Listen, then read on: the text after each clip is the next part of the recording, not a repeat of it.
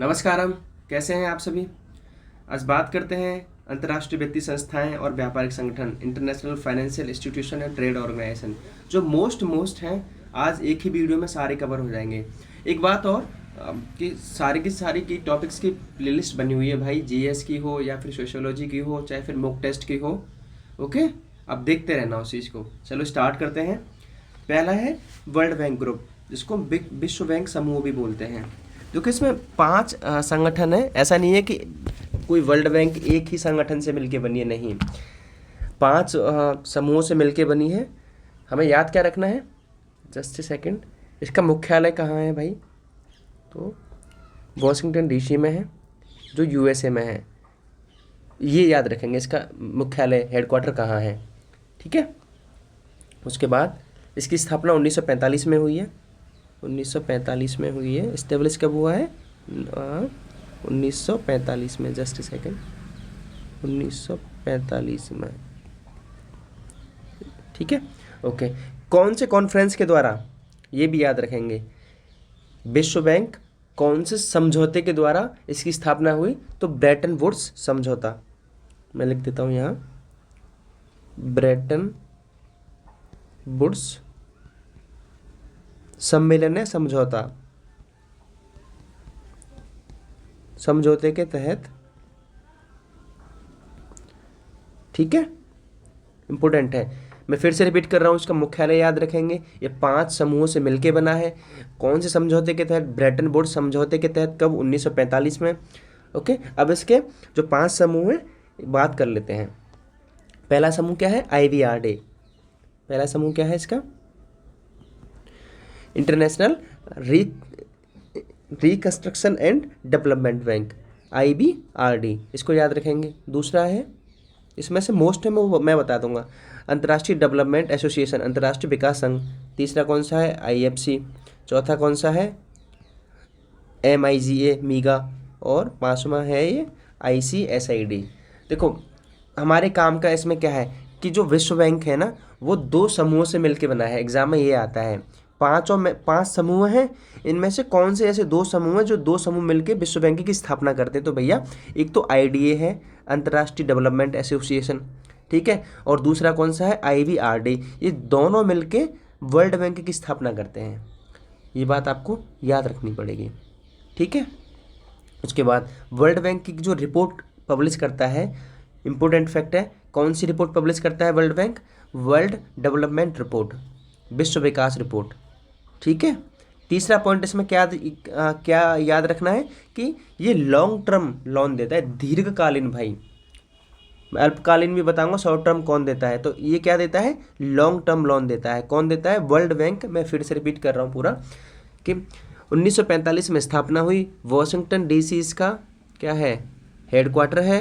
कौन से सम्मेलन के तहत हुई, ब्रेटन वुड्स समझौते के तहत। विश्व बैंक समूह में 5 समूह हैं, और विश्व बैंक को कौन 2 समूह मिलकर बनाते हैं, IDI और IBRD। विश्व बैंक कौन सी रिपोर्ट पब्लिश करता है, वर्ल्ड डेवलपमेंट रिपोर्ट पब्लिश करता है। और ये विश्व बैंक क्या है, लॉन्ग टर्म लोन देता है। इतना भर बस याद रखेंगे आप विश्व बैंक समूह के बारे में। ओके, ठीक है। उसके बाद बात करते हैं अपन IMF की, इंटरनेशनल मॉनिटरी फंड। क्या है, इंटरनेशनल मॉनिटरी फंड। देखो जो वर्ल्ड बैंक है ना और IMF है, इनकी जो स्थापना हुई है ना, वो ब्रेटन वुड्स एक ही समझौते के तहत दोनों की स्थापना हुई थी। तो हम इसके बारे में भी याद रखेंगे। इसकी स्थापना भी 1944 से ब्रेटन वुड्स सम्मेलन के दौरान हुई, ठीक है। पहला पॉइंट इसके बारे में ये याद रखेंगे। इसका भी मुख्यालय वॉशिंगटन DC ही है। ओके, ठीक है। ये देता है शॉर्ट टर्म लोन, और विश्व बैंक क्या देता था, लॉन्ग टर्म लोन। ये याद रखेंगे। ओके, IMF की रिपोर्ट, इंटरनेशनल मॉनिटरी फंड की रिपोर्ट, भाई ये इंपॉर्टेंट है, पूछी जाती हैं। कौन कौन सी रिपोर्ट पब्लिश करता है IMF, world economic outlook, world economic पहली रिपोर्ट ये है। दूसरी कौन सी रिपोर्ट है, ग्लोबल फाइनेंशियल स्टेबिलिटी।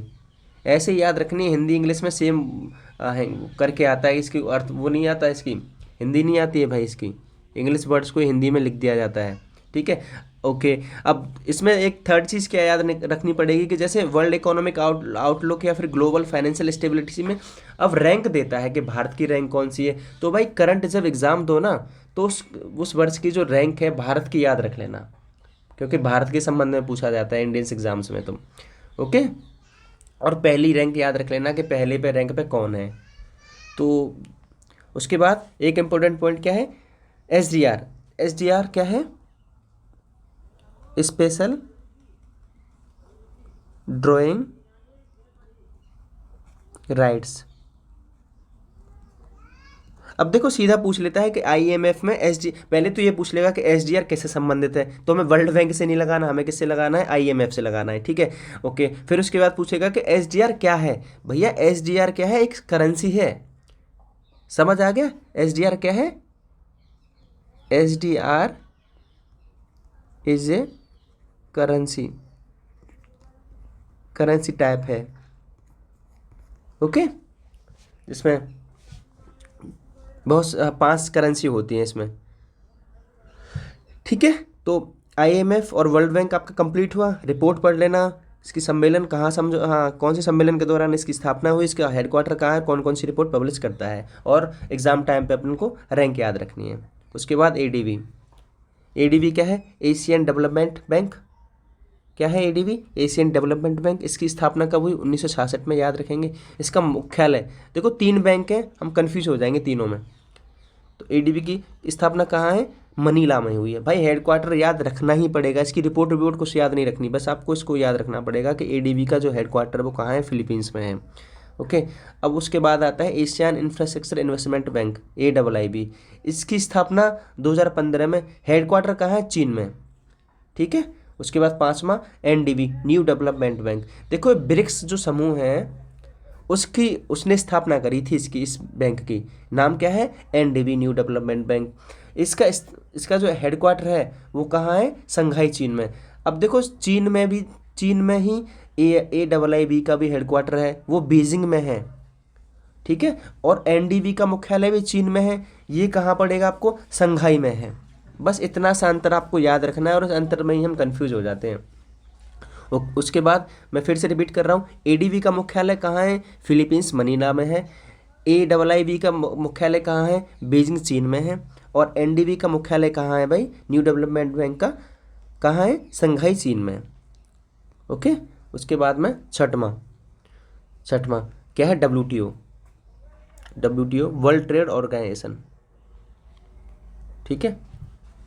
इसकी स्थापना कब हुई है, 1995 में, याद रखेंगे। अच्छा, अब आप ये कहेंगे कि पहले जो विश्व में व्यापार होता था, इससे पहले भी तो कोई संस्था होगी जो विश्व व्यापार को समायोजित करती होगी, इसके लिए नियम बनाती होगी। तो हाँ था, क्या नाम था उसका, GATT, ठीक है, general agreement trade and tariff.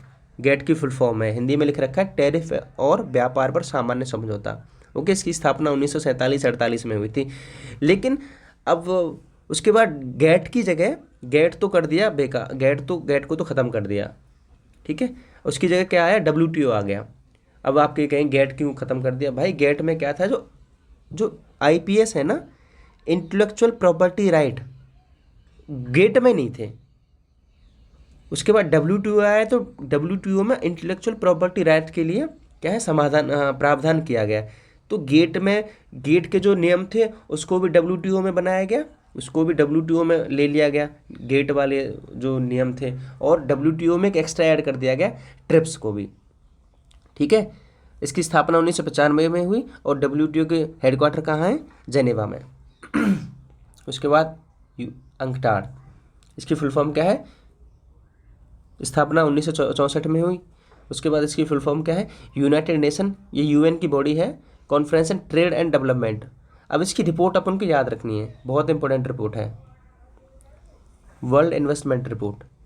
कहीं वर्ल्ड इन्वेस्टमेंट रिपोर्ट को कहीं मैच मत कर देना कि वर्ल्ड बैंक और IMF से, या कंफ्यूज हो जाओगे। बहुत सारे लोग पता है मुझे कि वर्ल्ड बैंक से लगाएंगे, भैया वर्ल्ड बैंक वही इन्वेस्टमेंट के बारे में बात करती नहीं, इसीलिए तो मैंने यहाँ स्पेशल मेंशन किया है कि अंकटाड की कौन सी रिपोर्ट पब्लिश करता है, वर्ल्ड इन्वेस्टमेंट रिपोर्ट। ओके, अब थोड़ा सा हम EU के बारे में जान लेते हैं। देखो EU बहुत चर्चा में रहता है, और एग्जाम टाइम पे वर्ल्ड इन्वेस्टमेंट रिपोर्ट की रैंकिंग भी देखनी है आपको, ठीक है। चलो, EU मतलब यूरोपियन यूनियन। देखो वहाँ का एक पूरे के पूरे जो कंट्री हैं यूरोप के, उन्होंने क्या बनाया भाई, पूरा एक ग्रुप बना लिया कि भैया हम अपना ग्रुप बनाते हैं, ग्रुप बनाने के बाद में खुद ही अपना ट्रेड करेंगे फ्री, और सारे देशों में आवाजाही की बिना उसके वीज़ा की होगी। कॉमन मार्केट होगा सबके लिए, और सबके लिए एक संसद होगी, यूरोपियन पार्लियामेंट, और उसके लिए एक कमीशन भी होगा। ये कब बना? 1995 बना। इसका हेडक्वार्टर कहाँ है? ब्रुसेल्स, बेल्जियम में। चलो, OECD आर्थिक सहयोग एवं विकास संगठन, इसका हेडक्वार्टर कहाँ है? पेरिस। मुख्य एशियान, सार्क और बिमस्टेक, तीनों का हेडक्वार्टर याद रखना पड़ेगा। और कौन से घोषणा के द्वारा इसकी स्थापना हुई? तो एशियान क्या है? Association of south east Asian nation. इसके 10 सदस्य हैं, ठीक है। भारत नहीं है इसका सदस्य कि भारत को लगा दो टिक, पर मैं जनरल इन्फॉर्मेशन दे रहा हूँ आपको। इसकी स्थापना 1967 में कौन सी घोषणा के द्वारा हुई? बैंकॉक घोषणा पत्र के द्वारा। ओके। उसके बाद SAARC, South Asian Association for Regional Cooperation, इसको हिंदी में क्या बोलते हैं? दक्षेस भी बोलते हैं। कब स्थापना हुई? 1985 में। इसका हेडक्वार्टर कहाँ है भाई? काठमांडू में। इसके 8 सदस्य हैं और भारत इसका मेंबर है भाई। भाई भारत इसका मेंबर है, वो तो हमें बिल्कुल अच्छे से देखना पड़ेगा ना, उसके उस संगठन के बारे में तो पढ़ना पड़ेगा ना, ठीक है। उसके बाद बिमस्टेक, बिमस्टेक कब बना? 1997 में बना। हेडक्वार्टर कहाँ है? ढाका में। अब दक्षेस जो सार्क है और बिमस्टेक है, इसके हेडक्वार्टर्स को आप मिसमैच मत कर देना। सार्क का हेडक्वार्टर कहाँ है? काठमांडू में है। और बिमस्टेक का कहाँ है? ढाका में है, बांग्लादेश की राजधानी जो ढाका है। और सार्क का हेडक्वार्टर कहाँ है? नेपाल में, काठमांडू, नेपाल की राजधानी। ओके। इसके 7 सदस्य हैं बिमस्टेक के, इंडिया भी इसका सदस्य है। फुल फॉर्म भी याद रखना, पूछी जाती है बिमस्टेक के, bay of multi sectoral technical and economic cooperation. अब टेक्निकल की जगह कोई और कुछ मत कर देना, ठीक है। चलो, उसके बाद वर्ल्ड इकोनॉमिक फोरम, WTO, जिसको सॉरी WEF बोलते हैं इसको। इसका हेडक्वार्टर कहाँ है? जेनेवा में है। बना कब? 1971 में। इसकी रिपोर्ट है चारों भाई, बहुत इंपॉर्टेंट है, पूछी जाती हैं।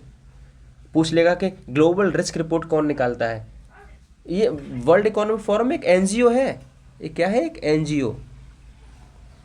अब इतना बड़ा NGO हो गया कि भाई पूरी की पूरे विश्व की सरकार है, जब ये सम्मेलन बुलाता है ना जेनेवा स्विट्जरलैंड में, भाई पूरे विश्व की सरकारें जाती हैं। इतना बड़ा NGO है अपने आप में, इतना प्रसिद्ध है ये। तो ये रिपोर्ट पब्लिश करता है, क्योंकि इसकी साख क्रेडिट बहुत है, इसलिए इसकी रिपोर्ट को पूरे पृथ्वी की जो सरकार है वो मानती हैं भाई कि हाँ ये सही कह रहा है। तो ग्लोबल रिस्क रिपोर्ट माने बेसिक जोखिम रिपोर्ट कौन निकालता है? World economic forum. 4 रिपोर्ट है, वो याद रखनी है आपको। ग्लोबल जेंडर गैप रिपोर्ट, वैश्विक लैंगिक अंतराल रिपोर्ट कौन निकालता है? अब देखो, ग्लोबल की जगह वर्ल्ड भी आ जाएगा, world global gender gap report, ठीक है। ग्लोबल की जगह वर्ल्ड भी लिख देगा वो, तो कंफ्यूज मत होना अपने आप को। उसके बाद वैश्विक प्रतिस्पर्धा report, global competitiveness report, future of jobs report. अब देखो 3 में जो वर्ल्ड इकोनॉमिक फॉर्म की जो 3 रिपोर्ट हैं, एक तो वैश्विक जोखिम रिपोर्ट, उसके बाद में वैश्विक लैंगिक अंतराल रिपोर्ट। और इसकी जब रिपोर्ट निकलती है ना, तो थोड़ा सा इसको रैंकिंग देख लेना कि भारत की रैंकिंग कहाँ है वैश्विक लैंगिक अंतराल रिपोर्ट में, ओके। और ग्लोबल कम्पिटिटिवनेस रिपोर्ट में, इसमें से 2 में से क्या करना है आपको? रैंकिंग देख लेनी है, ठीक है। तो मोस्ट मैंने आपको कवर करा दिए हैं, जो अंतर्राष्ट्रीय व्यापार संगठन है और कुछ आपके रीजनल संगठन है, ठीक है। दोबारा से रिवीजन कर लेना एक बार, समझ नहीं आए तो। और भाई बहुत काम की चीज़ है, याद रख लेना। छोटी सी वीडियो थी, मिलते हैं शाम को सब्जेक्ट के लिए, प्रीलिम्स और मेंस दोनों के लिए। आंसर राइटिंग भी कराऊंगा समाजशास्त्र के लिए, ठीक है। बने रहिए। Have a good day. जय हिंद।